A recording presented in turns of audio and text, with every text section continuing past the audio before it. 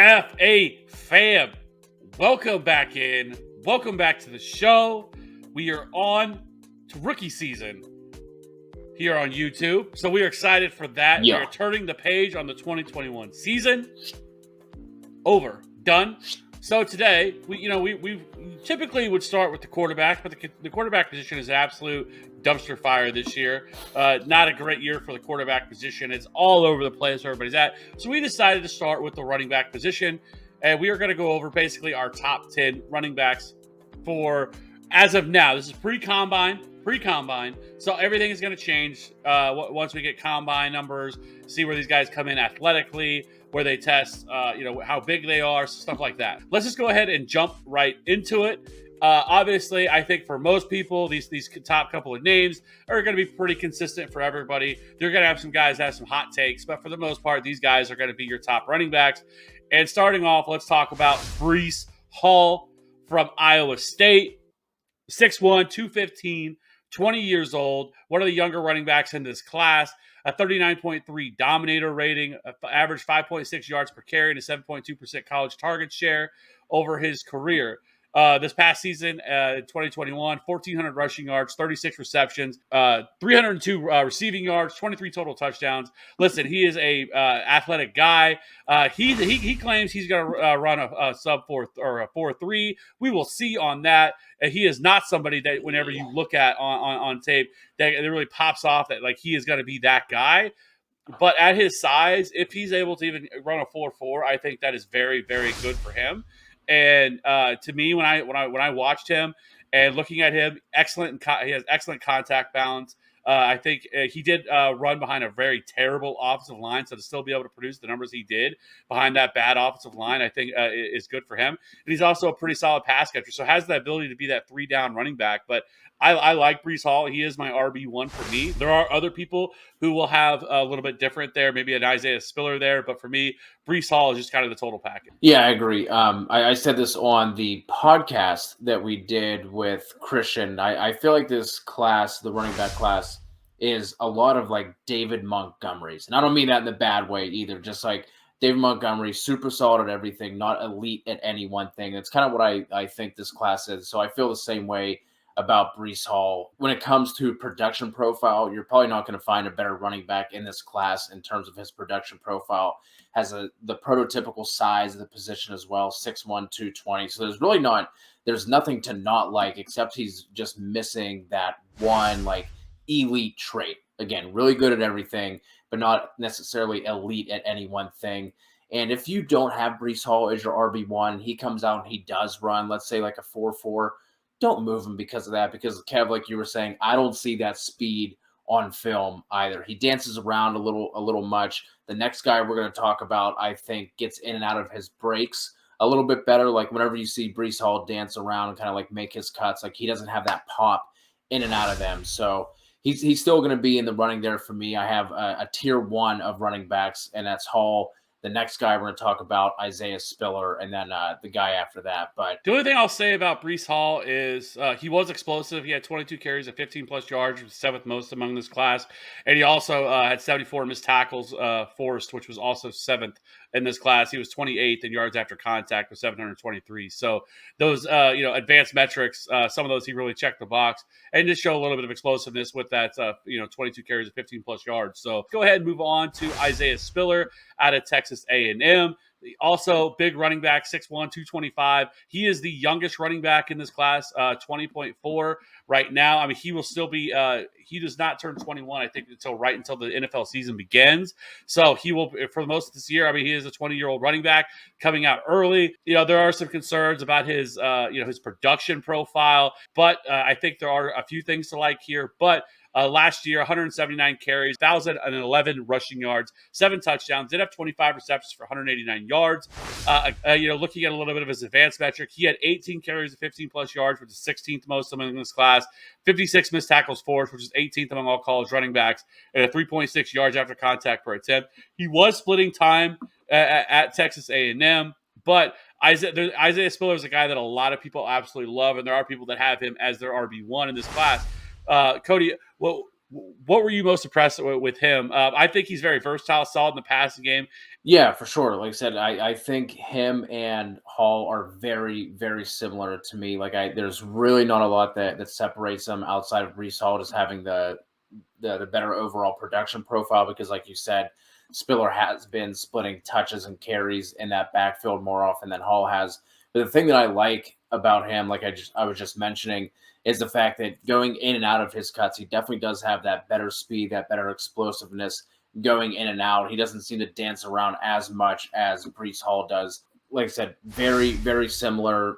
These are going to be the top 2, top 3 names. Yeah, and so I think these two are very similar in terms of that, and and I think these are both guys that are probably day 2 picks, early day 2 picks Yeah. for both teams. I don't think there's a running back in this class that's going to go in the first round. Who knows? Mhm. Maybe somebody shoots up, and like I said, if Breece Hall runs a 4.3, I don't know. Maybe it's possible he goes to the back end of the first, but I don't see it. I hopefully we don't. We shouldn't see running backs go in the first round of any NFL draft, but that's a conversation for a different day. Let's go ahead and jump on to the next guy on the list, and that's Kenneth Walker of Michigan State. Somebody that really burst on the scene, kind of like Javonte Williams in that way, right? Javonte Williams didn't really do a whole lot prior to, and then all of a sudden goes off and has a monster final season at North Carolina, where you have Kenneth Walker who transferred to Michigan State last season, but he comes in at 5'10", 206, and for me that's like a little for somebody with his profile who does not catch passes, I have a problem with that because he's not a big grinder back. He's not a big power back. That's not what he is. I mean, he is 206, and so that is a problem. However, his advanced metrics jump off the page. I mean, he was first in yards after contact, sixth in yards after contact per attempt, which is impressive for somebody that has that many carries. 89 missed tackles forced, which is first among all running backs, and 30 carries of 15 plus yards as well. So he was super impressive. And so in terms of his advanced metrics, but the problem is, I think there's a lot to like with him. He explodes through, creases whenever he gets an opportunity. He had 20 plus carries in 6 games this year. So he is somebody that can handle a heavy workload, showed some power, some elusiveness, but the problem is the cons are he didn't catch any passes. So can he be a productive pass catcher? Yes, we've talked about it before that we've seen running backs who are not utilized as a pass catcher in college that were able to go on and do that. Leonard Fournette being one that comes to mind, who didn't catch any passes at LSU, and as we've seen over the years, has really developed into a really strong pass catcher. But one problem that I do have is this dude wants absolutely no part of pass pro. None. Zero. Zilch. He does not want it. He is not good at it. And that is a big problem for the NFL because a lot of these teams have to be able to trust you in pass protection. And a guy who, if he isn't great as a pass catcher and isn't good as a pass protector, he's going to have a problem, right? He only has 18 career catches in his career. So that's my one red flag with him is he a better pass catcher than he is? But we're not really going to truly know that, right? Obviously, until he lands on a team and a team's give him an opportunity to do so. So that's kind of the one red flag for me with Kenneth Walker. Yeah, I get it. But the instances, at least where I saw on the couple of games that I watched of him when he was throwing the ball, he had good form, right? He wasn't letting it come into his body. He was catching it with his hands. It's one of those things we just won't really know. Is it a case of they didn't trust him in the passing game, or is it a case of they just didn't utilize him there for whatever reason? If he gets the similar draft capital and ends up in a better spot, I'm probably going to have Walker as my RB1, to be honest. He's more explosive, more athletic than those other guys are. You're talking about he's listed at 206, 210, depending on where you're looking. But he doesn't play small. He'll lower his shoulder. He can run through guys. His yards after contact this year was bonkers. So the size doesn't necessarily bother me all that much. And we've truly been seeing a lot of running backs for fantasy purposes that have been in that 206 to 212 kind of range who've done completely fine. I mean, you're looking at, I think Camaro was more along the lines of 215. We're still looking at, Dalvin Cook, Christian McCaffrey was on a lighter side. So we don't quote unquote need to have these 220 pound running backs. Will we all prefer that? Absolutely. but it doesn't bother me as much as it would have a couple years ago. So I really like Kenneth Walker for everything that I said. So speaking of the combine too, because I think some of the stuff's going to shake some stuff out a little bit, and the next guy we're going to talk about, I really want to see his combine, and that's Kyren Williams, right, from Notre Dame. He has all of the things that we kind of talk about. Even with, I could see myself moving him ahead of a Kenneth Walker or even somebody like an Isaiah Spiller or something like that. But I want to know what his size is, because right now he is listed, depending on where you look, at 5'9", 195. Some other places have him at 199. Is somebody that really impressed me while watching this guy. This past year, 204 carries, 1,000 rushing yards, 17 total touchdowns, 42 receptions. You absolutely love to see that. 359 receiving yards with a 10.8% target share in that offense. He wasn't incredibly efficient, 757 yards after contact, which is 22nd, 28th on a per attempt basis. 58 missed tackles forced, which is 15th. And 9 carries of 15 plus yards, which is a little surprising to me. And then 1.47 yards per out run, which is 26th among all running backs. One thing that really stood out, he is an excellent pass blocker, excellent pass catcher. So that is going to be huge for him.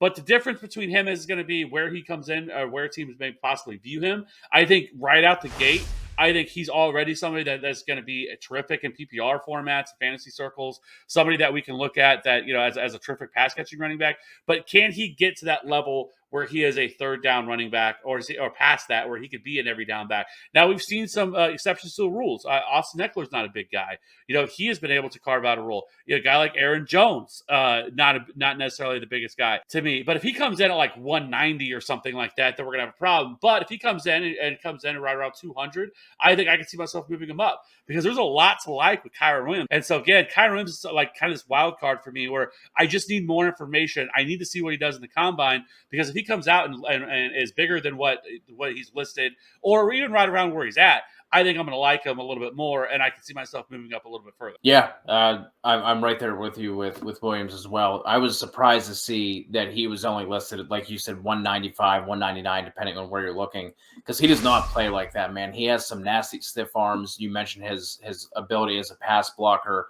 He'll run over guys. He runs through tackles and everything else as well. So, like you said, curious to see where he comes in at, which is it's so funny too. Like, it would just make us feel better, right? Like if he came in at like 203, like just above 200, like sub 200, like it's hard to like feel like all in on someone.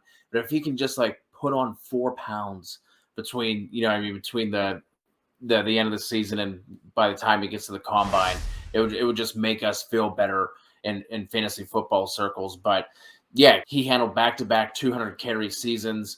Like I said, not afraid of contact either. So, the reception numbers you mentioned, 42 this past year, 35 the year before. So I'm a big fan of Kyren Williams. Really looking forward to see, again, his combine and his draft stock as well. Let's keep it moving here. The next guy on our list that we have to talk about is Tyler Allgier out of BYU. And this guy is a ton of fun to watch. 5'11", 220, 21 years old.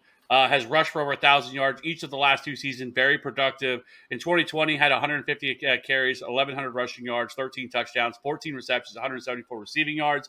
And in 2021, 276 carries, 1,600 rushing yards, 23 total touchdowns, 28 receptions, 200 yards, and a 10% target share. Again, another guy that really wowed in the advanced metrics. 2nd in yards after contact, 10th in yards after contact per attempt, 6th in missed tackles forced, and 12th in carries of 20-plus yards. This guy has excellent vision. It shows up on tape every time you watch him. He's an absolute tank, freak of an athlete, outstanding in pass protection, more than capable pass catcher. I think one thing, if you want to call it a con, but one thing that should be mentioned is he did run behind an absolute excellent offensive line at BYU, so that obviously helped him. But this guy is a former linebacker turned running back, and it shows. Like, it shows in the way that he runs. He is looking for contact. He will run through you. He is just somebody 5'11", 220 that is a lot of fun to watch, and I think could be an absolute weapon in the NFL. 3-down running back. So I love Tyler Allgier. I was thinking about, I almost put him higher than this on this list. He's somebody that's kind of gaining some momentum in the fantasy circles and stuff like that. But we'll have to see. if this is a guy that the NFL agrees as much as with the fantasy community, because sometimes there are guys that we do like that end up the NFL does not agree as much, but everything is absolutely there for them athletically. This could be a guy that I definitely think that I would expect to probably come in and run a 4.4. And especially at his size, 5'11", 220, that is something you're looking for. More than capable pass catcher. So he checks every single box for me of what I'm looking for, in a fantasy running back. Yeah, this is the fun thing about watching tape, and also the reason why I understand why some people only want to look at the analytics, because we can watch the same player, same game, same play, and come away with two different things. Not that I'm that far off of where you are, because he's a little bit lower than 5 for me, just slightly. I have him at 6, but I didn't see the freak athleticism. I thought he was good athletically, especially at his size. He has that prototypical build. Like, if you're going to make a running back in a lab, like 5'11", 220 is basically going to be the standard, right? I just thought he needed a little bit of a runway to like really get going. He doesn't have great acceleration, but again, at that size, it's more than enough. Like, he's not limited by his athleticism, but I just didn't see. And you're not the only one. I've seen other people talk about him being, freakish athletically as well. And like, I just like, maybe I'm not watching the right games, but his athleticism didn't pop off. It's not a hindrance to him. It's not going to, make him slip from, a potential day 2 selection to a round 6 kind of pick. But, good enough athletically, but I didn't see the freakish athleticism. And he kind of reminds me, you brought up Leonard Fournette, in college, but as a pro, he reminds me in the passing game of him, right? He's not doing a ton in terms of his like route running or anything like that. But if you give the dude 80 targets, he's going to get you 60 catches. Like, he's not necessarily an asset or someone you're going to feature in the passing game. But if you give him the targets, he can be a good asset for us in PPR formats. So with that being said, let's all right. And with that, that's the end of part 1. I appreciate everybody checking it out. If you are early here, part 2 should be coming out within the next day or two. If it's been past that, you can check out the pinned comment down below. And part 2 of this video, where we'll have running back 6 through 10 available there. We just wanted to break this up a little bit, make it a little bit easier digestible for everybody. So with that being said, I appreciate everybody checking it out. Be sure to hit that like and subscribe button if you have future content. We got a ton more content coming. Wide receivers will be following this. We'll be doing some rookie mock drafts, super flex, regular drafts, one QB. So ton of new content, player profiles, whatever you're looking for, we're going to have it, along with some free agent coverage as we get closer to free agency. So appreciate everybody checking it out. We'll catch you on the next one. Peace.